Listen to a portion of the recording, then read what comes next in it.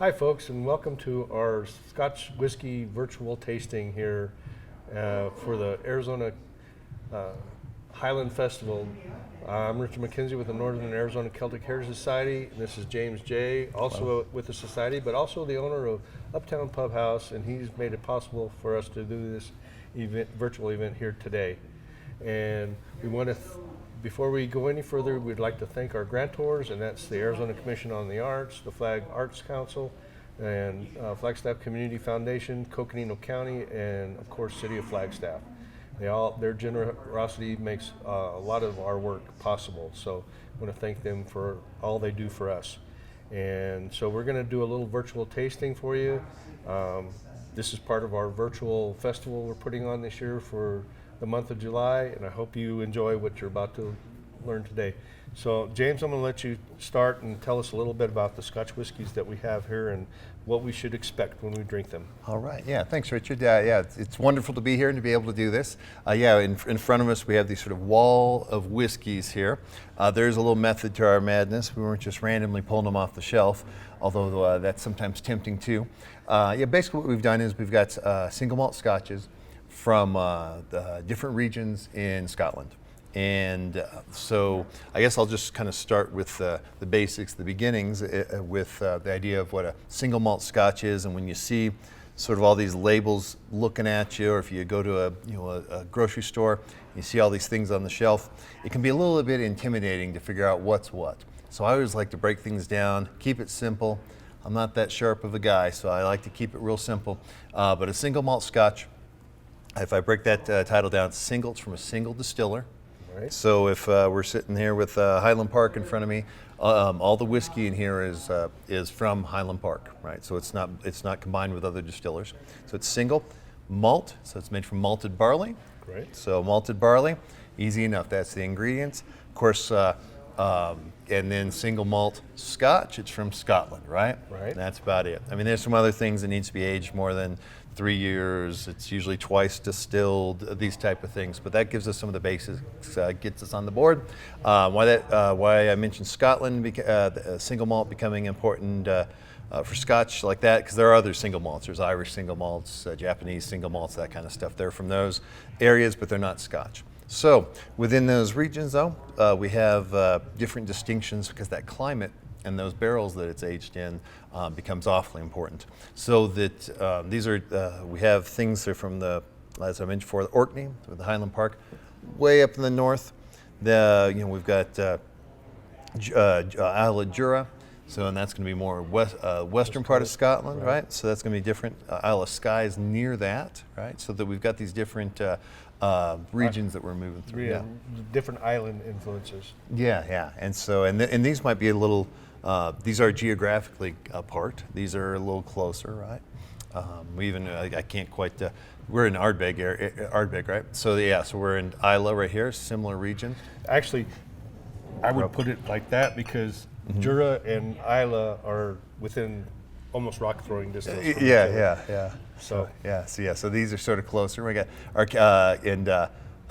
we got your Campbelltown region, right? That's right. It's one of the historically very important region, and although there's not a whole lot being produced there now, but it's known for its absolutely phenomenal climate. Correct. And and then Rich, I'll let you take over on the other part. That's your single malt right there. One of my faves right here is Glenfarclas. That's a Speyside whiskey, and Speyside is like in Scotland is considered like the Napa of California is Speyside in Scotland. There's so many distilleries because the water source is so phenomenal in the Spey region, and their waters are all very clear, crystal clear. They run through granite fields. They're artesian wells, and it's just amazing water source, and that's what propagated all these different distilleries from coming online to produce their wonderful product.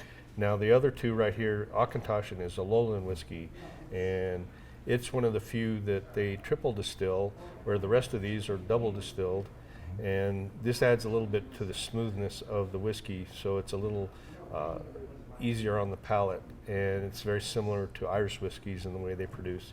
And then this last one is Glenmorangie, and it's a Highland whiskey, and its water source is phenomenal. It's Tarlogi Springs, and you're actually able to walk out over the spring and watch the water bubble up from the earth. It's very, very enlightening to see how that happens.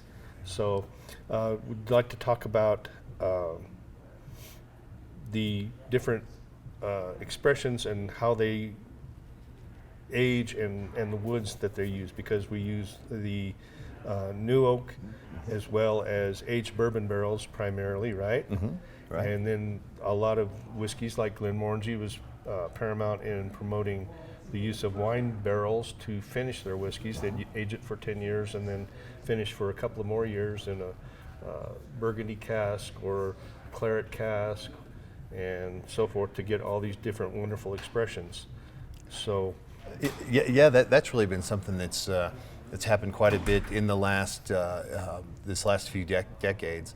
It is that you'll start getting what's something that's either aced or finished, or what they'll talk about either something aced or finished in different casks. So that on the end, that Glenmorangie Espios, the interesting thing with that one is it's actually finished in rye with former rye casks. Rye whiskey so casks. rye whiskey casks, and which I hadn't even, I mean, it'd been done before, but this is something that's, even in the last few years, you're starting to see some of those come out to market that you never would have seen those before. And so that there's a lot of experimentation in that sort of finishing. It's pretty common for scotches to be finished in sherry casks. You see Oloroso sherry casks, Spanish sherry cask, that gives it kind of a bit of a sweetness. And there's also, even within sherry, there's Fino sherry, so that's a little drier. There's some that have a little more of a raisiny kind of finish, and that's where you're going to get a lot of those different tastes.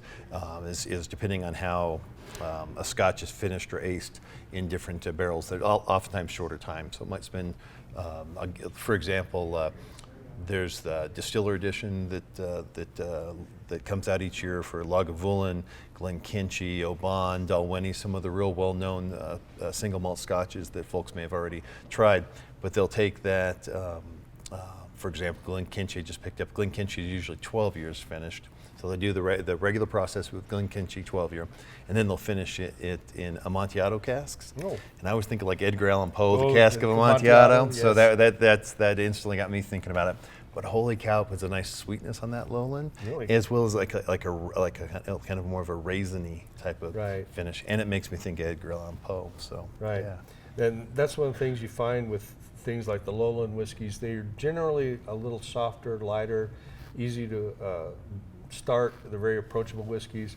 And you get into the Speysides and the Highlands, they're a little more bold, and they do different expressions with their woods and their aging process to make the flavor a little more complex.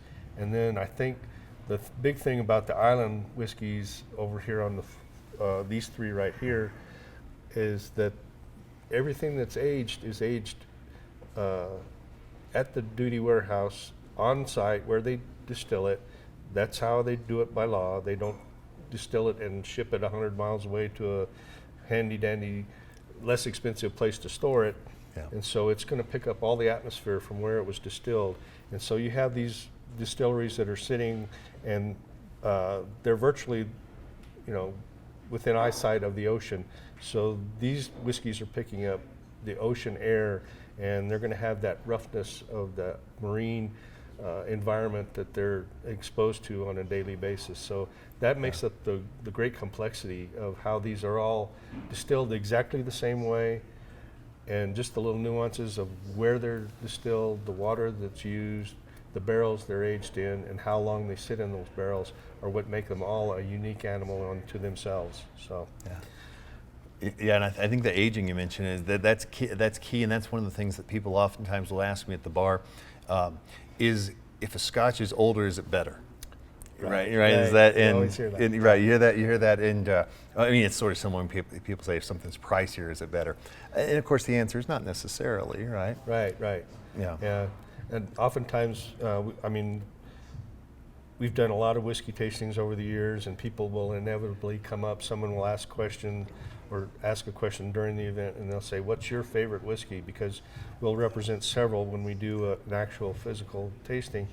And it could be something different on a daily basis. Like if it's cold, I might like the heavier, smokier whiskeys. And if it's a bright, sunny day and in the Southwest, it can be kind of warm, so I might like a Speyside or a Lowland whiskey. And I wouldn't be opposed to putting a cube of good ice in it either. A lot of people think that adding ice is sacrilege to Scotch, and the guys that make this stuff would have you add just a little bit of good, cool water, and that generally will open it up, make it more palatable, not so harsh, and a little more enjoyable. And that's the guys that make this stuff. That's how they'd have you drink it. So, but being realistic and being Scotsman, if you want to drink your Scotch and mix it with Dr. Pepper, they don't care. Because as long as you're buying it and enjoying it to your own specifications, go for it. You know, they're all on board. There used to be a lot of, you know, toffee nose thinking that Scotch had to be consumed neat only. Well, that's gone away because they're practical and they know that as long as people are consuming it, let them do how they would please. Yeah. Well, I think that is important, right? You figure out the way you like something and what works best for your palate. I think that like looking at a lineup like this, well, it's all good, right? In fact, it's all fantastic. So it's really it's what you prefer at different times, like you were saying, and even with different ways. One of the things too is with Notion, on some of these labels you might see chill unfiltered. Right. So I think that's worth mentioning that so that if you do add with chill unfiltered, if you add a cube in there, you're going to get a little oil, you're going to see some of that oil, a little cloudiness. Cloudiness, yeah. So from being aged in those barrels, right? So you'll see that. They used to strip that out, clean that out. Of course, that cleans out some of the taste too, is what people, and the way that it coats and the way that your mouth is inclined to pick up on those tastes too. So that's just a matter of preferences and a little bit of marketing. But chill unfiltered is the way that a lot of these are now being served, or I'm sorry, distilled, delivered. Right. So hopefully we've covered most of the issues about Scotch whiskey that you might have on your mind as to what you should try. Coming to a place like Uptown and giving it a taste, going with a bartender's recommendation or something that you read or heard about or a friend told you about, it's a good way to try it instead of going to a liquor store or a grocery store that carries a good line of single malts and spending an exorbitant amount for something that you may not like. So going and having a dram, checking it out, seeing if it's good. Like I said, recommendations from bartenders or friends. It's a good way to try these out. That way you're not spending money needlessly for something that you may not like. Yeah. Well, and I always say, the pen is your friend.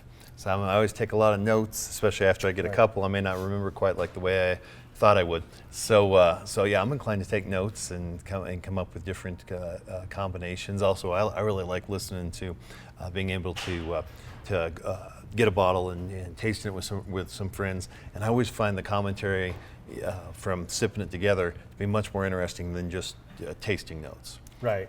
So so one of my favorite descriptions, we were doing a whiskey tasting, and it was real briny.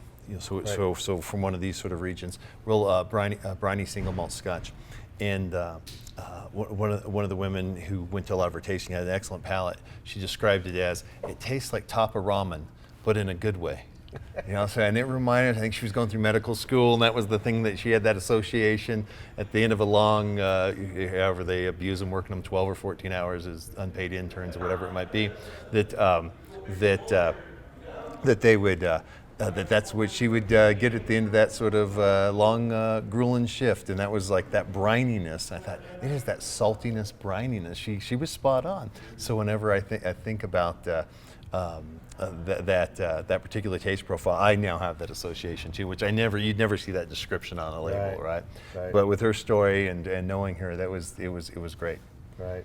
Yeah. So that's the key thing. It's always subjective how you feel about a whiskey, because we're all different, and that's what makes the world what it is. So please go out and have a dram somewhere at your favorite watering hole and try this out and follow our tips that we gave for adding a little bit of water, open it up, make it just how you would prefer to drink it.